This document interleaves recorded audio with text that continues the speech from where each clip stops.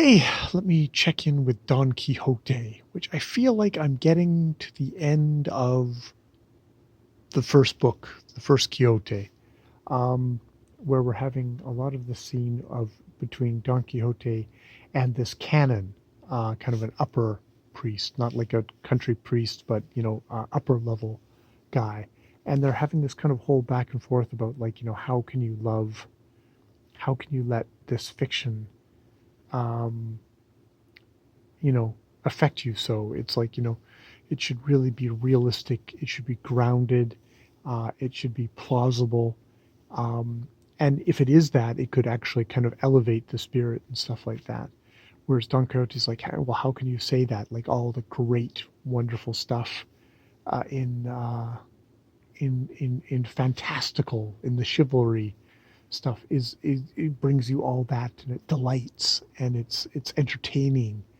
Um, and of course, if you were sad or melancholy, or you know, this stuff will transport you, and it's transported him, transported him out of his reason.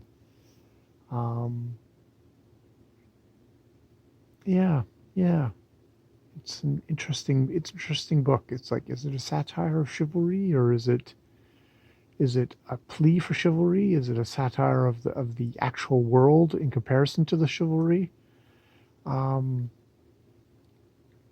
Yeah, yeah. And Sancho Panza is so kind of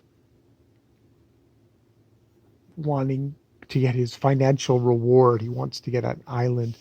There's kind of comedic thing here of like, well, you say I'm not fit to rule, but give me an island to rule, and then I'll be fit to rule it. I'm quite happy sitting back and collecting rent and not doing anything. And it's like, oh, Canon's like, oh no, you have to dispense justice and do all this stuff. And it's like, I don't think you'd be ready for that. And it's like, I think I could be.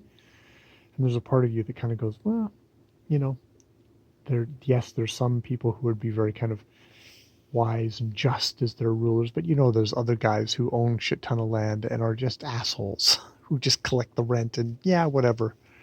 Aren't going to particularly bring wisdom and dignity to the role in the real world. So why not poor Sancho Paz? Um, yes, there's that. Um, and I think we're about to get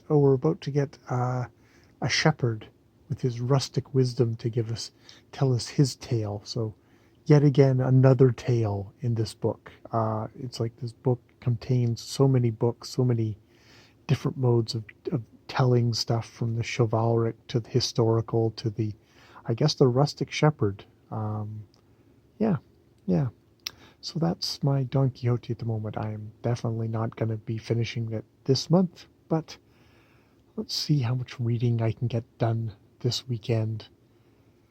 Maybe if I can get done the first part of it done, that would be awesome. Get 50% done. That would be just peachy, just peachy. All right, I will leave it there. More videos later.